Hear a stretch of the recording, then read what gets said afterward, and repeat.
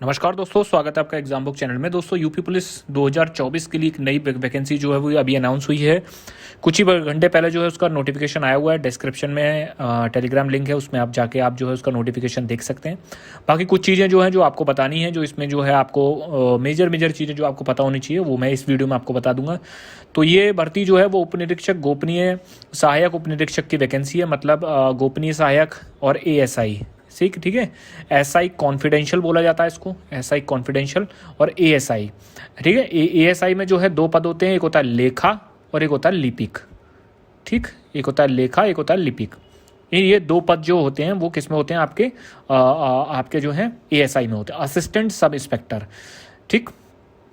अब इसके टोटल पद कितने आए हैं? टोटल पद इसके 921 पद हैं। नोटिफिकेशन आपका ऑफिशियल जारी हो चुका है। पदों की संख्या आपकी 921 है। अब इसमेमें क्या क्या क्वालिफिकेशन है, क्या क्या चीज़ें हम एक एक करके देख लेते हैं। ठीक। सबसे पहले आप देख लीजिए उपनिरीक्षक गोपनीय सहायक 4200 पेमेंट की नौकरी है, ये 268 पद हैं इसमें। लिपिक 2800 पेमेंट की नौकरी है, 449 पद हैं। और लेखा 2800 पेमेंट की नौकरी है, 204 पद हैं। टोटल मिला के 921 पद हैं। ठीक, ये आपका हो गया एक पॉइंट। आवेदन जो है कब से स्टार्ट होंगे? 7/1 से स्टार्ट होंगे, 28 को बंद हो जाएंगे। और आपका अंतिम जो आवेदन करने की अंतिम संशोधन करने की तिथि जो है और शुल्क जमा करने की तिथि जो है वो 30/1 है। उपनिरीक्षक गोपनीय पद के लिए जो है वो क्या चीज़ें हैं, मतलब ये पहले तो मैं आपको बता देता हूँ ये पद क्या है। ये पद ऐसा है कि SSP रैंक से ऊपर जितने भी अधिकारी होते हैं उनको एक बंदा दिया जाता है, जिसको कि हम कॉन्फिडेंशियल अधिकारी बोल लेते हैं, गोपनीय सहायक बोला जाता है उसको। ठीक है, कॉन्फिडेंशियल असिस्टेंट ये उसका पद का नाम होता है। 4200 पेमेंट की नौकरी होती है। प्रॉपर वर्दी वही होती है, उत्तर प्रदेश पुलिस 2 स्टार सब कुछ वही लगाता है। ठीक, बस वो ये है कि जो भी ऑफिसर अपना काम होता है, उनका जिस भी तरीके का ऑफिशियल वर्क होता है वो इनके थ्रू आता है। अगर आपको छुट्टी भी पहुंचानी है तो भी आपको पहले CA बाबू को देनी पड़ेगी। वो जाके ऑफिसर के सामने रखेगा, थोड़ा ब्रीफ करेगा, सर ऐसे ऐसे बात है, तो आपका जो है वो चीज़ें होंगे। आप डायरेक्टली जो है चीज़ें नहीं कर सकते वहाँ पे। ठीक। अब इसमें क्या है, सिंपल ग्रेजुएशन इसमें चाहिए आपको। और इसमें आपका एक चीज़ ये होती है कि हिंदी भाषा में जो है वो आपका क्या होना चाहिए, हिंदी भाषा में आपके टंकण मतलब 25 शब्द पर मिनट के हिसाब से आपको जो है हिंदी में आपको लिखना होगा। ठीक, हिंदी में जो है वो आपका हिंदी टाइपिंग मतलब इसमें जो है मांगी गई है। और इसमें 30 शब्दों की इंग्लिश टाइपिंग, ये दोनों आने चाहिए। तथा इसमें लिखा हुआ है, मतलब और नहीं है, एंड है। हिंदी में भी टाइपिंग होगी, इंग्लिश में भी टाइपिंग होगी। दूसरा, इसमें आपको जो है 80 वर्ड पर मिनट के हिसाब से स्टेनो भी आनी चाहिए। ठीक, स्टेनो भी इसमें मैंडेटरी है।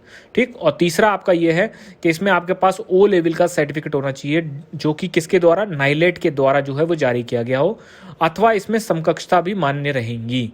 समकक्षता के पीछे लोग जो है 2017 में बहुत ही बड़ा विवाद हुआ था। गोपनीय सहायक की वैकेंसी थी, उसमें बहुत सारे बच्चों को ऐसे थे जो कि एलिजिबल थे, लेकिन भारतीय कर दिया गया था क्योंकि उन पर O लेवल की डिग्री नहीं थी।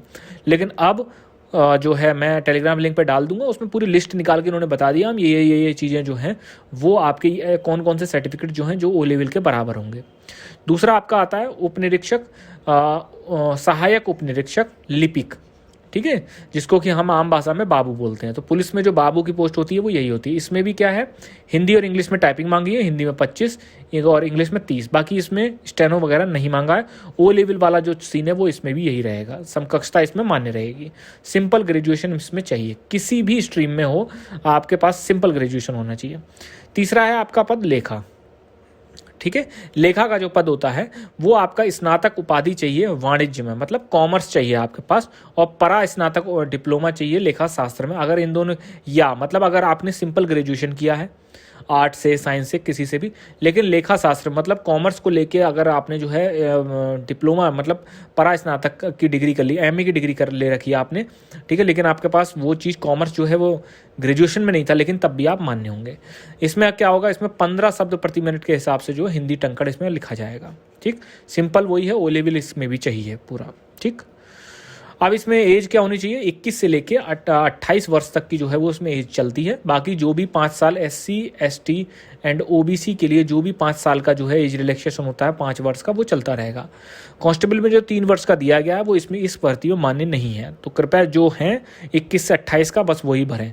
बाकी SC ST OBC के लिए 5 साल का है तो 33 ईयर्स तक हो गया। ठीक। उसके बाद ऑनलाइन परीक्षा होगी। क्या क्या आता है इसमें, सामान्य हिंदी और कंप्यूटर ज्ञान के आपके जो हैं 100 अंक के ये दोनों बनेंगे, और जीएस के आपके 100 अंक बनेंगे, बाकी रीजनिंग के 100 अंक होंगे, और आपकी जो है मैथ्स के 100 अंक होंगे। ठीक, कंप्यूटर टंकण आशुलिपि परीक्षा, वही इसमें सब कुछ लिखा हुआ है कि अगर आपने वो पास कर ली तो आपको जो है टाइपिंग टेस्ट देना पड़ेगा। ठीक, और ये आपका जो हो जाता है पूरे नोटिफिकेशन में यही चीज़ें आपकी लिखी हुई हैं। जो लोग भी जिन्हें भी टाइपिंग वगैरह नहीं आती है, ठीक, और स्टेनो वगैरह जिनको नहीं आती है, तो स्टेनो आप सीख लीजिए, क्योंकि ये भर्ती होते होते कम से कम 6 से 8 महीने लगा देगी। आराम से आपके पास टाइम है, 6 महीने में स्टेनो जो है वो सीखी जा सकती है। तो ये बहुत अच्छा मौका है, बहुत अच्छी वैकेंसी है। 921 पद इसमें आते नहीं हैं, ठीक, बहुत कम पद आते हैं इसमें। ठीक, तो इसीलिए आप लोग बढ़िया तरीके से तैयारी करते रहिए। बाकी कुछ भी अपडेट होगा तो आपको बताया जाएगा। धन्यवाद।